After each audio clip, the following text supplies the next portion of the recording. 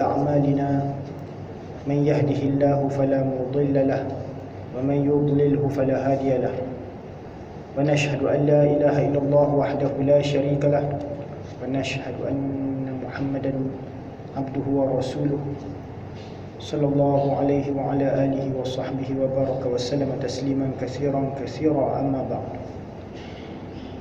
فإن أصدق الحديث كتاب الله تعالى وخير الهدي هدي محمد صلى الله عليه وسلم وشر الأمور محدثاتها وكل محدثة بدعة وكل بدعة ضلالة وكل ضلالة في النار سبحانك لا علم لنا إلا ما علمتنا إنك أنت العليم الحكيم ولا حول ولا قوة إلا بالله العلي العظيم رب اشرح لي صدري ويسر لي أمري واحلل عقدة من لساني يفقه قولي. قال المؤلف رحمه الله ونفعنا بعلومه آمين.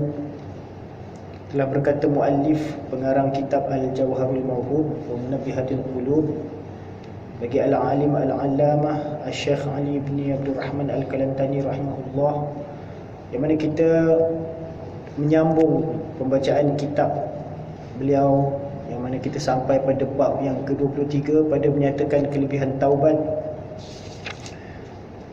Dan di pertengahan bab ni, iaitu kita sampai pada muka surat yang ke-134 kalau kitab Jawi tu, pada baris yang keempat. Dan jikalau kitab yang Rumi pada muka surat 259 pada menerangkan jenis-jenis taubat, ya. Jadi dalam pembacaan pada malam ini akan menerangkan tentang jenis-jenis taubat, ya. Ketahui olehmu bahawasanya taubat itu 3 bahagi. Pertama, taubat orang awam, iaitu daripada dosa. Kedua, taubat orang yang khawas, iaitu daripada ghaflah hati. Ketiga, taubat orang yang khawasul khawas, iaitu daripada barang yang lain daripada Tuhan. Maka taubat tiap-tiap hamba itu sekira-kira maqamnya. Jadi diterangkan oleh pengarang bahawa taubat itu ada 3 jenis, terbahagi kepada 3 jenis, 3 bahagian, atau terbahagi kepada 3 golongan, ya. Yang pertamanya adalah taubat golongan orang awam. Orang awam ni macam kita lah, orang awam, ya. Taubat orang awam ini, taubatnya iaitu daripada dosa. Yakni bertaubatnya orang awam itu disebabkan apabila mereka melakukan kesalahan-kesalahan, ya, dosa-dosa, sama ada dosa-dosa kecil maupun dosa-dosa besar, ya, dosa-dosa yang diketahuinya maupun yang tidak diketahuinya, sama ada dosa yang dilakukan bersendirian maupun dosa-dosa yang dilakukan secara terbuka di hadapan khalayak. Jadi orang awam ni tidak ada yang maksum selain daripada Nabi Muhammad sallallahu alaihi wasallam dan sekalian para anbiya alaihi wassalatu wassalam. Tidak ada sesiapa pun yang maksum, ya. Hatta wali Allah sekalipun tidak maksum, ya. Jangan kita anggap wali Allah ni pemaksum juga. Mereka ni tak melakukan dosa, tak melakukan kesalahan juga, ya. Wali-wali Allah, ya, daripada kalangan orang beriman, mereka juga ada yang diuji dengan dosa, ya. Namun mereka ni adalah orang-orang yang sentiasa bersegera bertaubat, ya. Jadi orang-orang awam, taubat mereka daripada perbuatan dosa, ya, sama ada dosa yang zahir maupun dosa-dosa yang batin, ya. Dosa-dosa yang zahir ni yang jelaslah, ya, mencuri ke, membunuh ke, minum arak ke, ya, lakukan perbuatan-perbuatan maksiat. Dan ada juga dosa-dosa yang batin, ya, macam bersangka buruk dengan orang, ya, mengumpat hal orang, ya. Kemudian dengki, hasad, ya, takabur, ujub, riak, ya, sombong. Itu semuanya yang bersifat batin. Jadi orang awam ni macam-macam dosa yang mereka akan terlibat, ya. Maka hendaklah sentiasa bertaubat kepada Allah Subhanahu Wa Taala daripada segala dosa-dosa. Sebab itu kita dianjurkan supaya sentiasa beristighfar taubat. Lafaz-lafaz istighfar taubat itu yang biasanya astaghfirullahal azim allazi la ilaha illa huwal hayyul qayyum wa atubu ilaih. Jadi lafaz wa atubu ilaih itu adalah lafaz taubat. Ya. Bila kita sebut astaghfirullah tu kita minta ampun kepada Allah. Apa beza istighfar dengan taubat? Ya, istighfar ni kita minta ampun atas kesalahan kita. Taubat ni kita rujuk kembali kepada Allah, maksudnya kita tak akan mengulangi perbuatan tu lagi. Ya, kita rujuk pada Allah, tak nak lagi buat perbuatan-perbuatan yang melanggari perintah-perintah Allah Subhanahu Wa Taala. Jadi selepas kita beristighfar, kita taubat, ya, digabungkan sekali istighfar dan taubat itu, ya. Kemudian yang keduanya adalah jenis taubat orang yang khawas. Orang yang khawas ni, mereka ni adalah orang-orang yang menuju jalan tasawuf, ya. Mereka ni jalan untuk membersihkan hati. Jadi mereka itu adalah orang-orang yang sentiasa memelihara hati mereka itu daripada kelalaian, ya. Apabila datangnya khatarah-khatarah atau lintasan-lintasan dalam hati ataupun fikiran, maka mereka segera bertaubat. Ya, ingatan-ingatan perkara-perkara yang melalaikan hati, ya, yang membawa hati itu sehingga lalai daripada mengingati Allah Subhanahu Wa Taala ataupun lalai daripada melakukan perkara-perkara kebaikan. Maka orang-orang khawas ini sentiasa bertaubat atas keadaan hati mereka, ya. Hati yang lalai akan menyebabkan mereka lupa kepada Khaliq, pencipta Allah Subhanahu Wa Taala. Jadi orang-orang yang khawas ni mereka adalah orang-orang yang sentiasa memelihara hati mereka tu daripada lalai. Kerana apa? Hati kita ni kalau kita lalai daripada mengingati Allah Subhanahu Wa Taala, maka pada waktu itulah syaitan ni dia akan cuba memasukkan menyuntik jarum ke dalam hati kita tu supaya melakukan perkara-perkara yang dosa lagi, maksiat lagi, ya, bermacam-macam lagi was-was dan tipu daya akan dia masukkannya, disuntikkannya ke dalam hati apabila hati itu ghaflah. Ya, kerana Nabi sallallahu alaihi wasallam ada menyatakan bahawa syaitan tu dia berjalan ni dalam urat darah anak Adam ni. Merata ni daripada ujung rambut sampai ke ujung kaki ni, urat darah ni, syaitan berlari. Jadi kalau dia nak attack tu ke hati kita tu, sebab apa? Hati tu tempat untuk hamba ni mengingati Allah, ya, mengikhlaskan hati mereka tu kepada Allah. Jadi di situlah tempat mereka nak, syaitan-syaitan ni nak cuba meletakkan, suntikkan jarum was-was itu. Ghaflah, kelalaian, kelekaan. Jadi orang-orang yang khawas ni mereka sentiasa memelihara hati. Kita ni orang awam mana ada melihara hati. Kadang-kadang menyakitkan hati orang lagi ada. Ya tak? Lepas tu kadang-kadang kita pun ada juga sakit hati dengan orang. Jadi ini kita ni tak ada menjaga hati. Ya, orang-orang yang khawas ni orang-orang yang menuju jalan tasawuf, ya, orang-orang yang nak mendekatkan diri kepada Allah dengan jalan ibadah, muraqabah. Jadi mereka ni sentiasa memelihara hati daripada ghaflah, kelalaian. Hati sentiasa bertawajuh kepada Allah, sentiasa mengingati kehidupan akhirat, ya. Jadi taubat mereka golongan khawas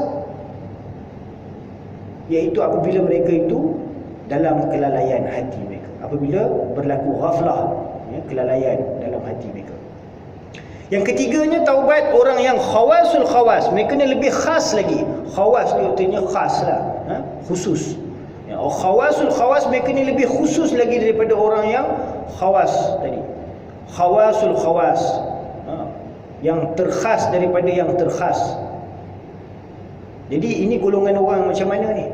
Ini golongan orang-orang wali-wali Allah yang tinggi martabatnya, ya. Khawasul khawas, bukan kata wali-wali Allah lagi dah. Ini kira macam tok syekh kepada wali-wali tu. Guru-guru kepada wali-wali tu. Wali-wali dia bukannya boleh jadi sendiri, dia mesti ada guru juga. Macam nak jadi doktor, Doktor ni dia bukan boleh terus keluar jadi doktor je. Mesti ada guru dia, maha guru dia. Betul tak? Itu juga wali-wali Allah ni ada masyayikh mereka, guru-guru mereka. Mereka ni adalah golongan khawasul khawas, yang terkhas lagi daripada khas. Wali-wali Allah tu murid-murid mereka je ni. Tok-tok wali. Itu khawasul khawas. Dia masyayikh yang tinggi-tinggi martabatnya. Ya. Jadi mereka ni juga orang-orang yang memelihara hati daripada kelalaian, kelekaan. Namun mereka tu, hati mereka tu sentiasa mengisbatkan Allah Subhanahu Wa Taala dalam hati setiap masa, setiap keadaan. Mereka ni adalah orang-orang yang telah mencapai dawam hudur. Ini kehadiran yang berterusan, sentiasa dalam ingatan kepada Allah Taala. Dalam keadaan berdiri, duduk, berbaring, setiap waktu, setiap keadaan. Allazina yazkurullaha qiyaman wa qu'udan wa 'ala junubihim. Ini orang-orang yang sentiasa dalam keadaan mengingati Allah Subhanahu Wa Taala. Ya, khawasul khawas. Walaupun mereka tu masuk ke pasar-pasar ke bazar-bazar ke mall-mall ke mana-mana shopping komplek ke, di mana tempat orang awam dalam kesibukan, namun mereka tu dalam berkhalwat kepada Allah Subhanahu Wa Taala. Ini dipanggil, kalau dalam istilahnya, istilah tasawufnya dipanggil khalwat fil jalwat. Ataupun dalam bahasa Farsi dipanggil khalwat dar anjuman. Kalau dalam bahasa kita dipanggil berseorangan dalam keramaian. Bersendirian dalam keramaian. Maksudnya dalam keramaian tu, walaupun mereka tu dalam kesibukan urusan duniawi, mereka mana ada urusan duniawi duduk seorang-seorang. Macam pergi pasar ke pergi bazar, mesti ramai orang punya. Ada yang nak menjual, ada yang nak membeli. Jadi pada waktu tu mana ada masa orang ingat Allah, semua ingat tentang produk masing-masing. Yang masing-masing pula ingat macam mana nak cekau duit orang ni supaya keluar duit poket beli barang dia. Semua fikir semua hal dunia masing-masing.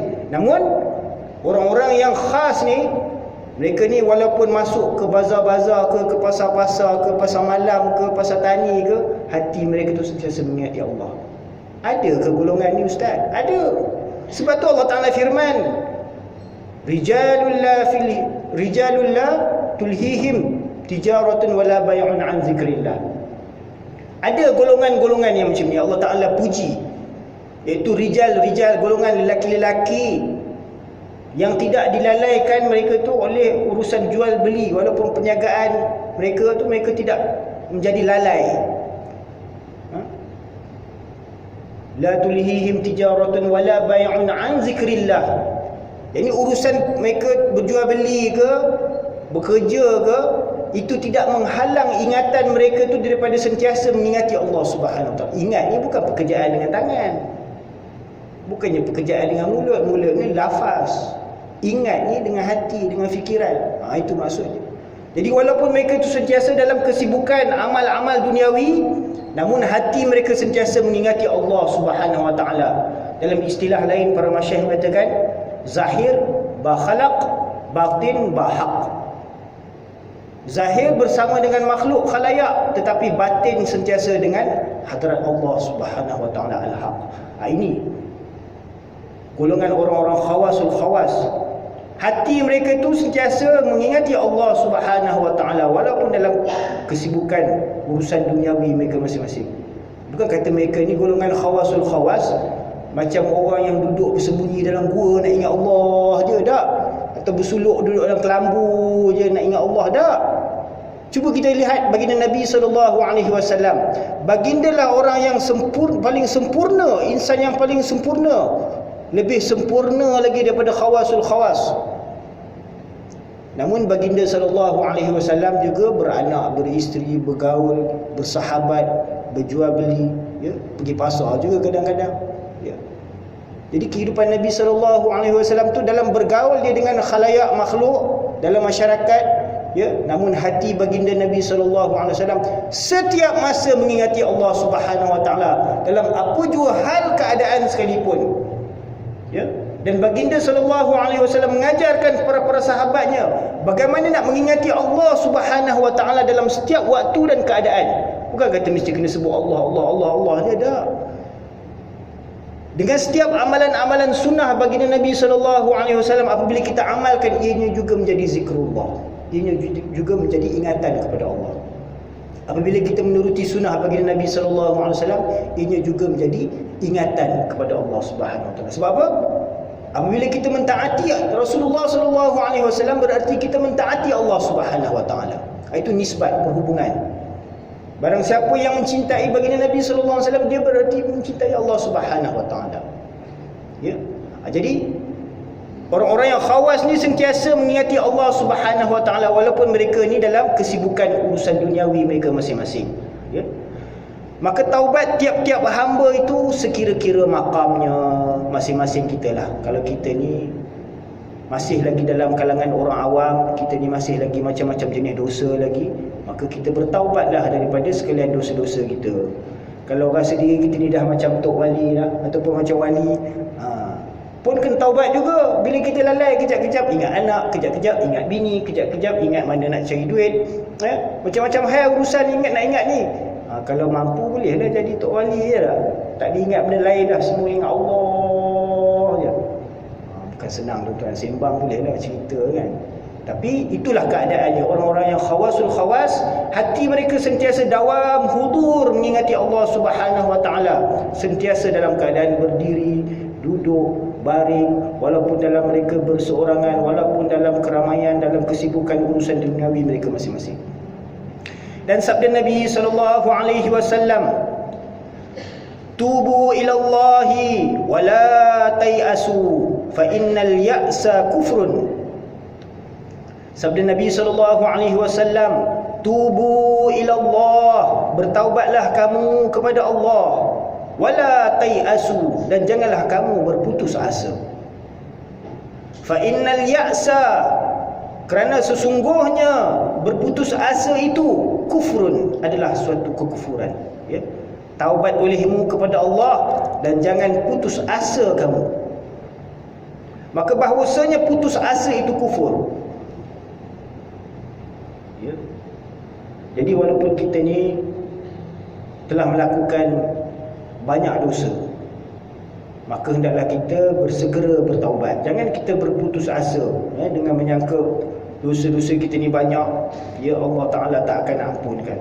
Itu maknanya kita ni sudah berputus asa daripada rahmat Allah. Ya? Jangan sekali-kali kita berputus asa daripada rahmat Allah. Walau dosa kita banyak mana sekalipun, sebanyak buih-buih di lautan ke, walau sebanyak bintang-bintang di langit ke, walau sebanyak butir-butir pasir di bumi ni ke,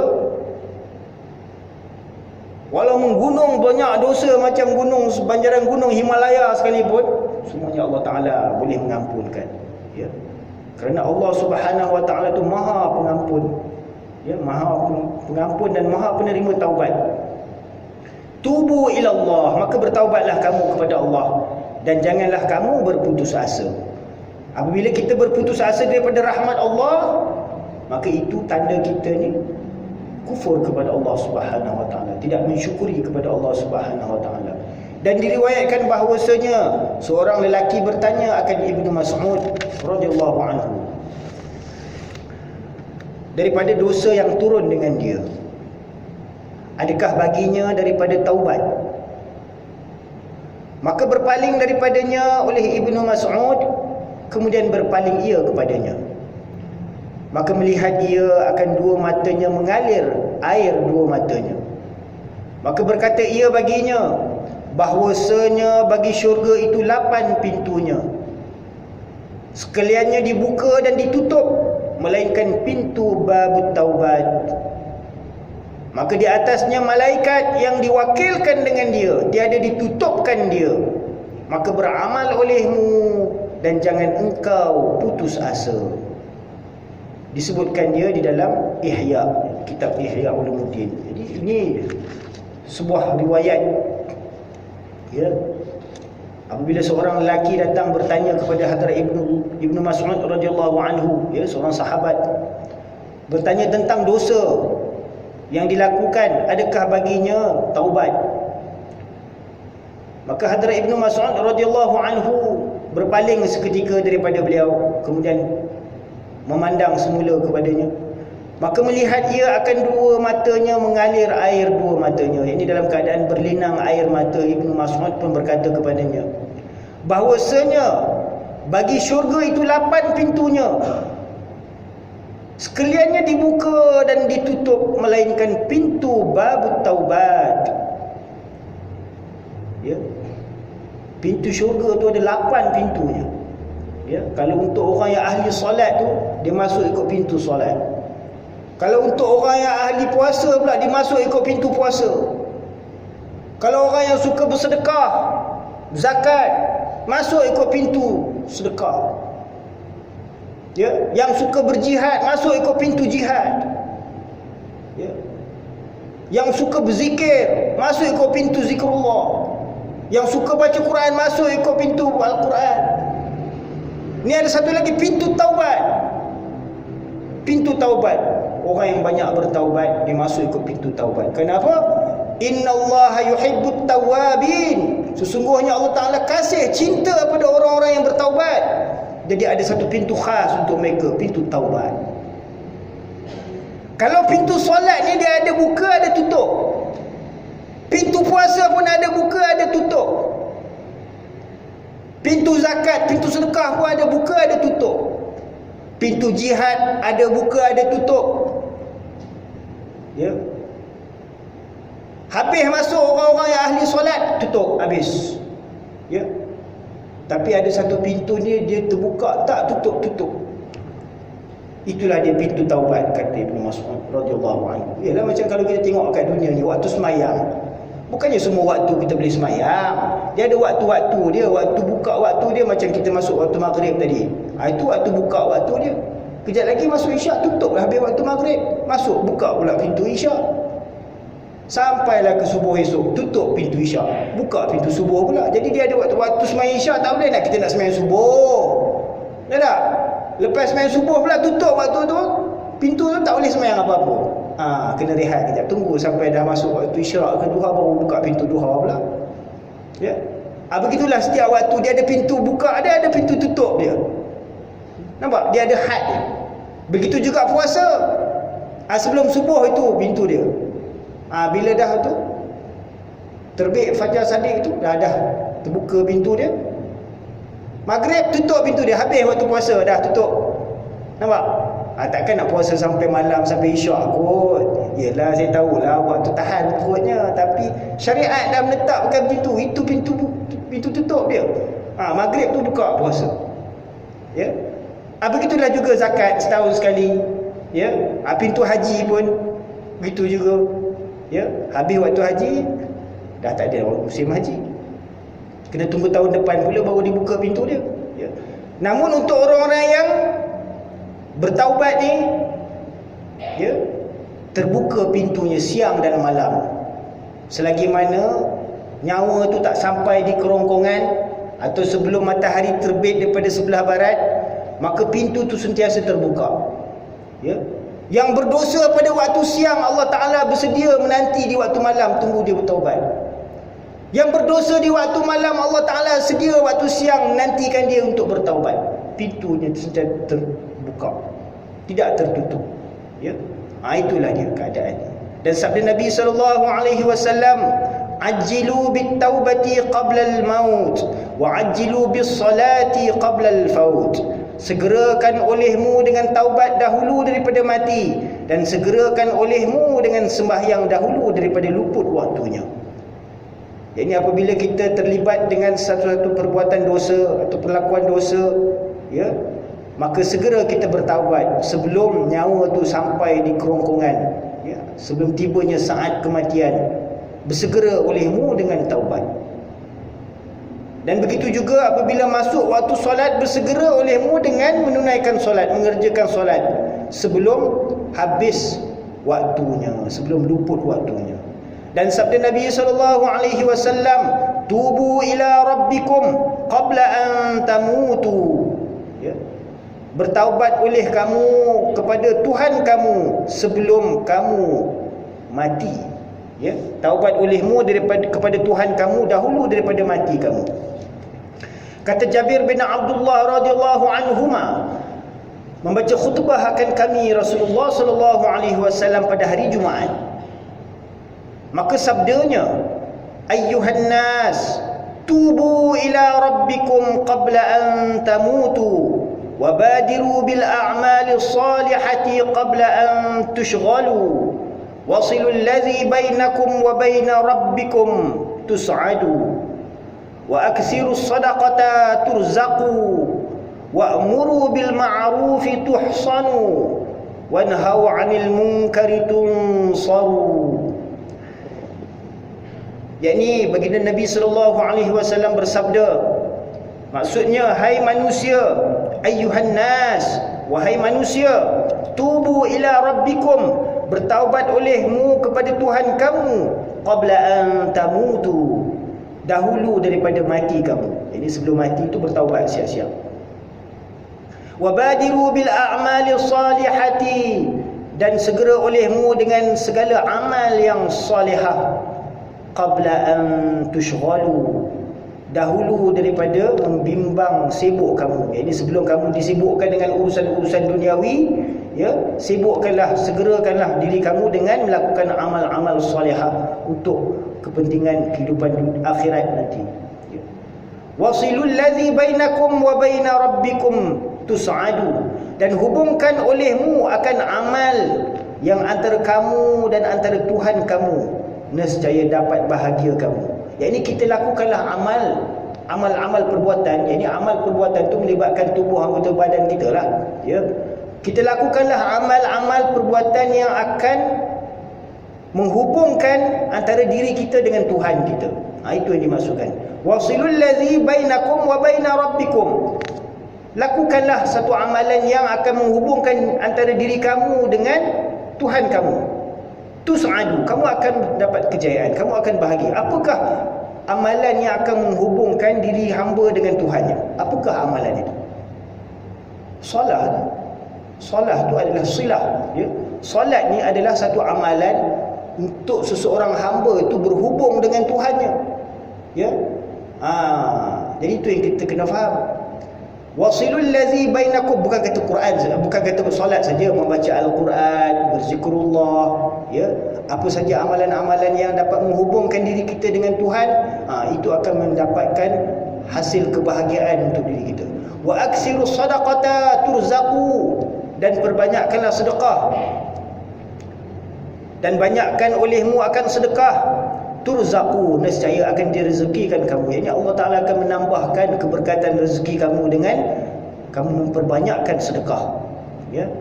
Ini sedekah ni kita perbanyakkan untuk manfaat sesama manusia, ya. Allah tak perlu sedekah kita. Allah nak buat apa, ya. Kita sedekah ni kepada manusia, jangan sedekah kepada Allah pula, ya. Allah tak perlu sedekah kita, ya. Dan suruh olehmu dengan ma'ruf, wa'muru bil ma'rufi tuhsanu, dan suruh olehmu dengan ma'ruf, nescaya dipeliharakan kamu.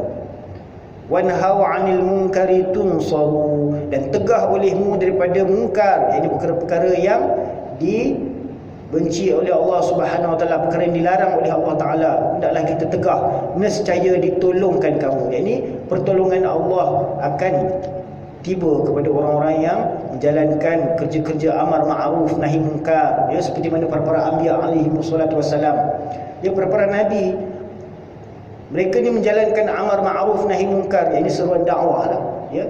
Apabila orang menerima, ya, di kalangan umat mereka, kaum mereka yang menerima seruan dakwah nabi-nabi, amar ma'ruf yang diseru oleh para nabi ni, maka kaum tersebut mendapat kejayaan, ya. Dan mereka yang menolak seruan dakwah amar ma'ruf para nabi ni, mereka ni Allah Subhanahu Wa Taala kisahkan dalam Al-Quran, ya, dengan kehancuran, kebinasaan, ya.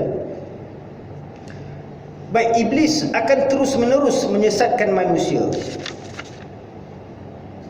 Dan sabda Nabi SAW bahawasanya iblis tatkala diturunkan dia kepada bumi, berkata ia bagi Allah, demi kemuliaan engkau dan kebesaran engkau, sentiasa aku menyesatkan anak Adam selama ada roh di dalam jasadnya.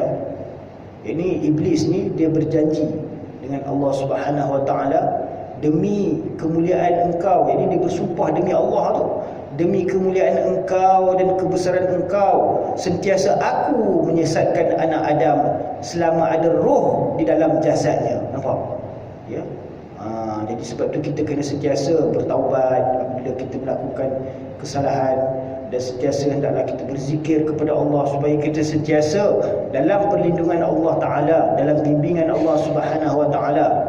Kerana iblis akan berusaha selama mana roh ada dalam jasad tubuh badan kita ni, selama itulah dia akan berusaha dari kiri kanan, depan belakang, atas bawah untuk sentiasa menyesatkan anak Adam ni supaya kita ni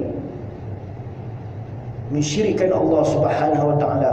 Kalau tak dapat mensyirikkan Allah, apa lagi dia akan usaha? Dia akan usahakan kita supaya ni kita lalai daripada mengingati Allah. Kalau tak dapat nak usaha nak lalaikan kita daripada mengingati Allah, apa dia akan usahakan? Dia akan usahakan kita ni supaya kita ni buat amal ibadat tu bukan kerana Allah. Nampak? Dia akan usaha macam mana pun, dia akan mesti supaya amal kita ni jadi rosak, mutu keikhlasan kita tu jadi kurang, sehingga amalan kita tu buat amalan ibadat sepatutnya semata-mata kerana Allah, tetapi kita telah mencampur adukkannya dengan niat-niat yang selain Allah. Ya, nak kepentingan duniawi pun nak juga dengan amalan ibadat tu. Ya, amalan macam ni akan ditolak oleh Allah Subhanahu Wa Ta'ala. Kerana apa?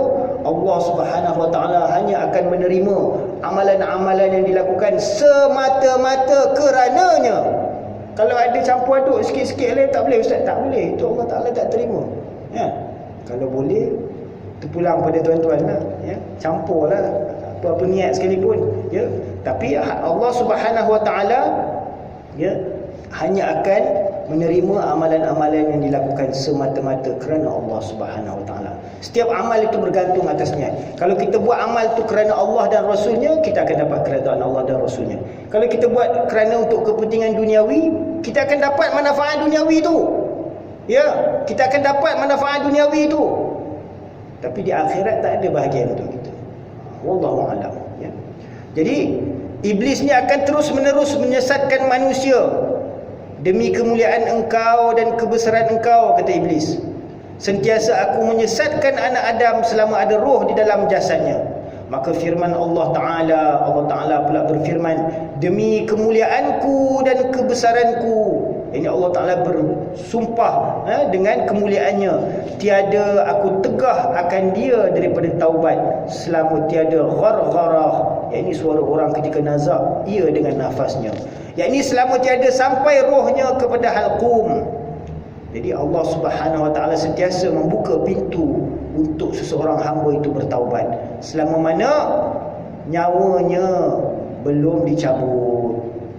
Ya, yakni selama tiada sampai rohnya ke halqum, tiada ghargharah, ya, itu suara ketika orang nazak belum sampai lagi kepada nafasnya, maka selama itu kalau dia bersalah walaupun berapa kali sekalipun, ya, berdosa sekalipun, kalau dia ada dosa sebanyak buih-buih di lautan sekalipun, ya, namun Allah Subhanahu Wa Ta'ala akan menerima taubatnya.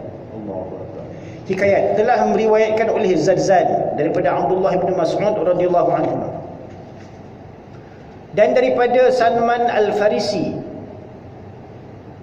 radhiyallahu anhu, bahawa adalah pada Bani Israel satu perempuan zaniah, pelacur, tukang menyanyi yang memfitnahkan orang dengan jamal, kecantikan, keelokannya. Dan adalah pintu rumahnya sentiasa terbuka dan ia duduk atas sarir, yakni atas katil, membetuli pintunya. Maka tiap-tiap orang lalu dengan dia dan menilik ia kepada perempuan itu, kena fitnah dengan dia, dan tiada diizinkan masuk kepadanya melainkan ada hadir 10 dinar atau lebih. Allahu Akbar. Ini kisah ni diriwayatkan daripada Abdullah bin Mas'ud. Dia menerima daripada Salman Al-Farisi, ya, radhiyallahu anhu. Jadi kisahnya tentang Bani Israel zaman dahulu.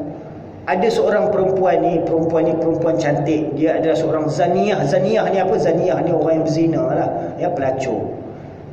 Di samping tu dia ni tukang nyanyi, pandai menyanyi, ya, yang memfitnahkan orang dengan jamal cantik keelokannya. Yang ini disebabkan kecantikan dia tu, ya, suara pun sedap, nyanyi pun merdu, ya, sehingga orang jadi macam terpesona, terpegun, kira nak mengorat pun ada yang kira nak jatuh hatilah dengan kecantikan dia, dengan dia punya suaranya, menyebabkan fitnah berlaku, kerosakan. Ini huru-hara, masing-masing semua orang ada rasa berahi kepada perempuan tu, sehingga ada yang bergaduh pun ada, ya. Dan adalah pintu rumahnya sentiasa terbuka. Pintu rumah tu sentiasa terbuka dan dia duduk atas sarir, yakni katil, membetuli pintunya. Yang ini depan-depan pintu tu, katil tu letak betul depan pintu. Lepas tu dia pun duduk atas katil tu, tengok orang lalu lalang depan pintu rumah dia. Maka tiap-tiap orang lalu dengan dia dan menilik ia kepada perempuan itu, kena fitnah dia. Jadi siapa yang lalu tu mesti akan tertolak. Alamak, nampak perempuan lawa pula sampai tu. Mungkin dia punya dalam keadaan aksi-aksi itu memberahikan gamanya. Habis kena fitnah semua belaka. Balik semua habis lupa kerja, nak beli apa ke apa ni semua, rumah tangga ke apa semua, nak pergi ke mana semua jadi huru-hara. Semua orang kena fitnah dengan dia. Dan tiada diizinkan masuk kepadanya melainkan ada hadir 10 dinar. Yang ini kalau nak masuk pintu rumah tu, ya, kalau nak bersama-sama dengan wanita tu, maka kena ada duit 10 dinar paling kurang, atau lebih boleh masuk. Kemudian lalu dengan dia satu orang abid. Seorang abid ni orang yang ahli ibadah daripada kalangan Bani Israel. Maka melihat abid itu akan dia, dan ia duduk atas sarirnya. Ini abid tu, dia lalu ikut depan pintu rumah perempuan tu, dia nampak lawa perempuan ni. Perempuan tu duduk atas sarir, atas katil dia tu. Kena fitnah dia pun, kena juga abid tu, kena fitnah ia dengan dia, dan tiada memilik ia akan dirinya, sehingga dia lupa dah diri dia. Dia teringatkan hal perempuan tadi. Maka menghimpun ia akan beberapa dinar. Dia pun, orang kata, kalau kau nak pergi duduk sama-sama dengan perempuan tu, nak bersama dengan dia, kena adalah 10 dinar. Jadi orang abid ni pun disebabkan dah kena fitnah adik kecantikan wanita tadi tu, ya, menyebabkan dia pun terpaksa ambil langkah, simpan duit, simpan beberapa dinar, ada dalam 10 dinar, dia nak pergi bertemu dengan perempuan tu. Kemudian datang ia kepada pintunya bila dah cukup duit 10 dinar tadi. Maka menyuruh perempuan itu akan bahawa ia serahkan beberapa dinar itu kepada wakilnya. Jadi perempuan tu pun dia tak ambil sendiri, dia suruh wakilnya pergi tolong ambilkan, ya. Kemudian maka datang ia kepada perempuan itu pada tempatnya. Ya, bila dah bayar 10 dinar tadi, datanglah ia ke tempat perempuan itu di atas katil tu. Dan sesungguhnya telah menghiasi ia akan dirinya. Ini perempuan tu pun telah menghiaskan diri dia, ya, dengan pakai minyak wangi apa semua. Dan duduklah lelaki itu sertanya atas sarirnya, katilnya, dengan kesukaan. Jadi ahli abid tadi, ya, dia dah simpan 10 dinar tadi, dah masuk, dia dah bayar, dapat duduk bersama dengan perempuan tadi, gembira dia, suka dia, ya, dapat duduk bersama dengan perempuan tu. Maka mendapat akan dia Allah Ta'ala dengan rahmatnya, dengan berkat ibadahnya, maka jatuh pada dirinya takut akan Allah Ta'ala. Ya Allah, ya, disebabkan berkat amal ibadat dia tu siang malam, ya, mungkin di siang hari berpuasa, malam dia qiyamul lail lagi, bertahajud dengan Allah. Disebabkan berkat ibadat yang dilakukannya, rahmat Allah Subhanahu wa taala mendahului kemurkaannya, ya, maka jatuh pada hati hamba yang abid tadi tu rasa takut pun datang menyelubungi hatinya. Takut aku nak buat pekerjaan maksiat macam ni, ya. Dan bahawasanya ia melihat akan dia di atas arasy-Nya, dinampak dirinya seolah-olah, ya, di hadapan Allah Subhanahu wa taala, di atas arasy Allah Subhanahu wa taala, dan ia di dalam yang haram, yang mana dalam keadaan dia itu melakukan perbuatan yang haram, ya, bersama dengan perempuan yang bukan muhrimnya. Maka gementar dirinya dan berubah warnanya. Maka berkata perempuan itu, "Hai lelaki, apa yang mengenai akan dikau? Apa hal kau ni? Ya, macam gementar tak tentu pasal ni, gemuruh ke apa, menggeletar, menggigil ni, apa hal?" Ya, perempuan tu bertanya. Hai lelaki, apa yang mengenai akan dikau? Maka berkata lelaki itu, bahawasanya aku takut akan Allah Tuhanku. Maka izin olehmu bagiku dengan keluar. Bagilah aku keluar. Aku tak sanggup duduk atas katil kau ni. Ya. Dan bahawasanya hartaku yang pada wakil engkau itu bagi engkau halal. Ya, 10 dinar yang tadi, beberapa dinar yang aku bagi pada wakil engkau tadi tu halal untuk engkau. Maka berkata perempuan itu baginya, hai, seolah-olah engkau tiada pernah engkau perbuat pekerjaan ini. Kau ni tak biasa ke? Tak pernah ke bersama dengan perempuan atas satu katil macam ni? Tak pernah. Maka berkata, ya, tiada. Maka berkata perempuan itu, dari mana engkau dan apa nama engkau? Kau ni daripada mana? Nama apa? Maka mengkhabar ia akan dirinya, nama dia sekian-sekian, datang daripada kampung sekian-sekian, bahawasanya ia daripada qaryah Batu 10, bukan, qaryah ada tulis ni, qaryah kampung bahagian-bahagian lain saja nak beri supaya tak mengantuk kan. Bahawasanya ia daripada qaryah kampung bahagian-bahagian dan namanya bahagian-bahagian. Dia bagi tahu saya daripada qaryah sekian-sekian, ya. Maka mengizin ia dengan keluarnya. Ini Abid tu pun dia rasa macam takut dengan Allah Ta'ala, yang disebabkan perbuatan dosa maksiat dia tadi. Dia pun minta izin pada perempuan tadi, minta keluar daripada rumah dia. Maka keluar ia padahal menangis atas dirinya, dalam keadaan dia menyesal atas perbuatan dosa maksiat dia. Maka apa berlaku pada perempuan tu pula? Maka jatuh haibah pada hati perempuan dengan berkat Abid. Ini rasa apa? Dalam hati perempuan tu rasa macam tak sangka ada juga orang macam ni, ya. Dengan kehebatan Abid tu punya takwa dia, ketakutan dia kepada Allah Subhanahu Wa Taala, ya, nak memelihara diri dia daripada kemurkaan Allah, maka dia sanggup keluar, dihalalkannya dinar-dinar yang diberikannya. Maka jatuh haibah pada hati perempuan dengan berkat Abid. Maka berkata perempuan pada dirinya, ini lelaki permulaan berbuat dosa. Hai, lelaki ni baru pertama kali nak buat dosa pun dah takut. Maka takut akan Tuhannya. Dan aku berbuat dosa masa bahagian-bahagian tahun, yang ini dalam tahun, sepanjang tahun ni berapa kali dah aku buat dosa. Dan bahawasanya Tuhan yang ia takut daripadanya ialah Tuhanku juga, ya. Maka sayogianya bagiku bahawasanya takutku terlebih sangat daripada takutnya. Datang rasa apa? Insaf, ya, penyesalan dalam hati wanita penzina tadi, ya. Kalau lelaki tu baru nak buat dosa pun dah takut sampai gitu, ya, sampai begitu sekali. Ini kan aku ni sepanjang tahun ni berbuat dosa maksiat setiap masa, ya. Aku sepatutnya lebih takut daripada lelaki itu, ya. Maka taubatlah perempuan itu kepada Allah Ta'ala. Nampak? Dengan sebab Abid tadi tu takut dia kepada Allah, terkesan dia, sehingga menyebabkan perempuan itu pun terasa, ya, menyesal atas dosa-dosanya.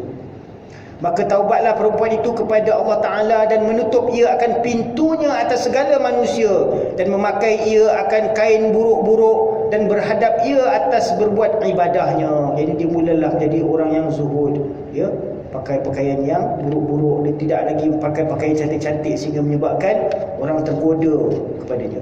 Masya Allah. Maka berkata ia pada dirinya, mudah-mudahan sampai aku kepada lelaki itu dan berkahwin aku dengan dia, dan dapat aku belajar daripadanya pekerjaan agama, dan menolong ia bagiku atas ibadah bagi Tuhanku. Ini harapan wanita penzina tu bila dia dah bertaubat kepada Allah.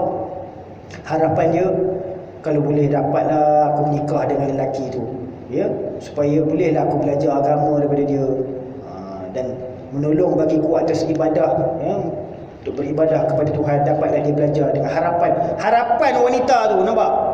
Dia dah bersalah, bertaubat, berbuat dosa bertahun-tahun dah, ya, sehingga menyebabkan habis lelaki jatuh cinta, tergoda, fitnah, habis semua berlaku, ya. Namun apabila datang si Abid ni, tiba-tiba rasa takut, gemetar kepada Allah dan berlalu di situ, menyebabkan dia pun terharu, sehingga dia pun rasa nak bertaubat. Dan dengan harapan dia, kalau aku dah taubat ni, kalau aku dapat menikah dengan lelaki macam tu, bagus, ya? Supaya dia dapat ajar aku tentang pekerjaan-pekerjaan agama. Maka bersedia ia Dia nak pergi cari lelaki itu sebab lelaki itu dah bagi tahu aku daripada qaryah sekian-sekian, kampung sekian-sekian, bahagian sekian-sekian. Kira perempuan tu pun tahu, oh, qaryah Batu 10. Maka bersedia ia dan membawa sertanya akan beberapa harta dan khadam. Jadi wanita tu dia orang berharta, orang yang berada lah. Maknanya dia ada harta dia, ada pesuruh dia, ada khadam dia. Pergi dia cari lelaki tersebut.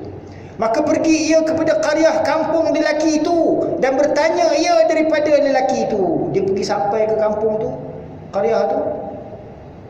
Dia pun bertanya pada orang kampung tu, ada tak kenal lelaki nama sekian-sekian? Maka dikhabar orang akan lelaki yang abid itu. Oh, lelaki itu kami kenal lah. Bawa ke pergi berjumpa dengan lelaki tersebut. Bahawasanya datang perempuan bertanya daripada engkau. Ini orang kampung tu pun pergi jumpa si Abid tu, bagi tahu, ni ada perempuan datang ni bertanya nak cari engkau. Maka keluar Abid kepadanya, keluarlah si Abid tu. Tengok-tengok, perempuan ni yang dulu aku terkena, tersinggah di katil di rumahnya. Maka tatkala melihat akan dia oleh perempuan itu, dia tengok perempuan tu dia pun tutup muka lah. Membuka ia akan mukanya supaya mengetahui Abid akan dia. Jadi perempuan tu bila dia nampak si Abid tu, dia pun buka dia punya cadar dia tu.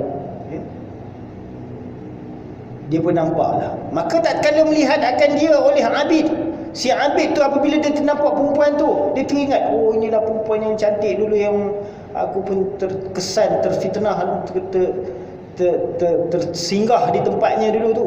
Maka kenal ia akan dia. Maka teringat ia akan pekerjaannya yang dahulu. Dia tahu perempuan ni dulu bekas orang yang melakukan pekerjaan maksiat. Maka menjerit ia akan satu jerit. Maka keluar rohnya, mati ia. Nampak si Abid tu disebabkan takutnya dengan Allah Ta'ala. Dia nampak perempuan tu, dia pun terus menjerit. Tak sempat perempuan tu nak bagi tahu aku nak menikah dengan kamu. Tak sempat dia nak bagi tahu. Dia menjerit siap-siap terus meninggal dunia. Keluar rohnya, mati dia. Maka apa keadaan perempuan tu? Tinggallah perempuan itu duka cita. Duka citalah sebab hajatnya tadi tu, kalau dapat bertemu dengan lelaki Abid tu, ingat dia nak menikah dengan lelaki tersebut. Namun apabila lelaki itu nampak perempuan tu, dia menjerit terus kuat hatinya sehingga menyebabkan mati. Lalu perempuan itu tinggal duka cita. Dan berkata ia pada dirinya, aku datang kerana dia, dan sungguhnya telah mati ia. Duka cita perempuan tersebut, yang dah bertaubat tadi. Maka berkata perempuan itu bagi ahli qaryah, orang kampung tu, ada sama-sama kat situ, adakah bagi Abid itu seorang daripada kerabatnya yang berhajat kepada perempuan? Ada tak saudara mara lelaki ni, kaum kerabatnya yang belum nikah lagi, yang perlu nak nikah, yang berhajat kepada perempuan, ada tak? Ditanya pada orang kampung. Maka berkata mereka itu baginya, kata orang kampung tu, ada bagi lelaki yang Abid itu saudaranya yang soleh. Lelaki itu ada saudara yang soleh, yang Abid macam dia juga, tetapi dia orang ni bukanlah orang yang kaya, dia soleh tetapi tidak ada harta baginya. Maka berkata perempuan itu, tiada mengapa dengan dia. Tak apa, saya bukannya nak yang kaya, yang penting dia ada agama. Maka bahawasanya ada bagiku harta yang memadai akan kami. Maka datang saudaranya dan berkahwin ia dengan dia. Dapatlah perempuan itu pun bernikah dengan seorang daripada kerabat si Abid tadi.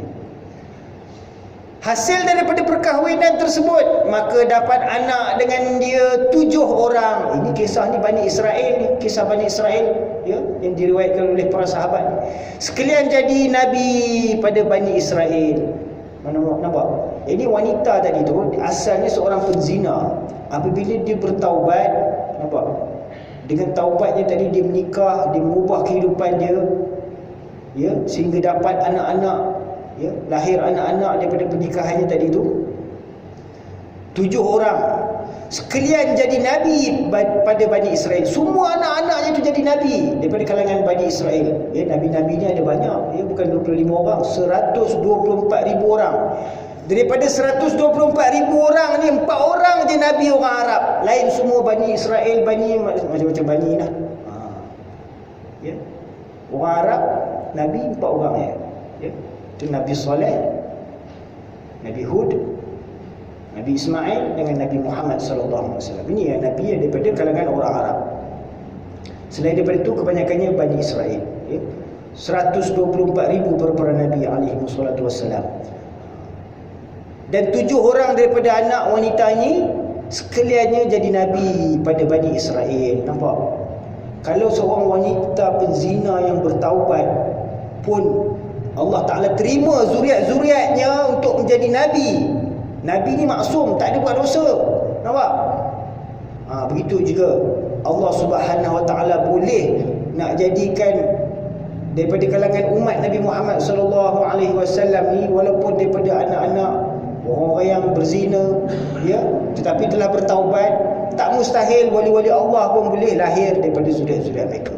Tapi kena bertaubatlah dengan taubat nasuha. Dan ini sekaliannya dengan berkat benar dan taat dan baiknya niat. Allahumma rzuqna taufiq wal hidayah, amin. Semoga apa yang baik daripada Allah Subhanahu Wa Taala, yang tak baik itu daripada kelemahan diri saya. Semoga apa yang baik itu dapat kita ambil manfaat untuk kita jadikan teladan, jadikan pedoman dan amalan untuk kita sampaikan kepada ahli keluarga kita dan saudara-saudara kita, rakan-rakan kita. Semoga kita dapat manfaat sama-sama. Ada nak tanya apa-apa? Ada tak apa-apa nak tanya? Ataupun nak simpan persoalan tu? Tak ada apa-apa, kita tutuplah dengan majlis kita ni dengan tasbih kifarah. Kita doa. A'udzubillahi minasyaitanirrajim. Bismillahirrahmanirrahim. Alhamdulillahirabbil alamin. Wassalatu wassalamu ala asyrafil anbiya'i wal mursalin wa ala alihi wa sahbihi ajma'in. اللهم صل على سيدنا محمد وعلى ال سيدنا محمد. اللهم انفعنا بما علمتنا وعلمنا ما ينفعنا وزدنا علما. ربنا زدنا علما. ربنا زدنا علما. ربنا زدنا علما. اللهم أحينا بحياة العلماء وأمتنا بموت الشهداء واحشرنا في زمرة الأولياء وأدخلنا الجنة مع الأنبياء عليهم الصلاة والسلام. ربنا آتنا في الدنيا حسنة وفي الآخرة حسنة وقنا عذاب النار. وصلى الله على سيدنا محمد وعلى آله وصحبه أجمعين. سبحان الله وبحمده. سبحانك اللهم وبحمدك نشهد أن لا إله إلا أنت. نستغفرك ونتوب إليك. نستغفرك ونتوب إليك. نستغفرك ونتوب إليك. سبحان ربك رب العزة عما يصفون وسلام على المرسلين والحمد لله رب العالمين.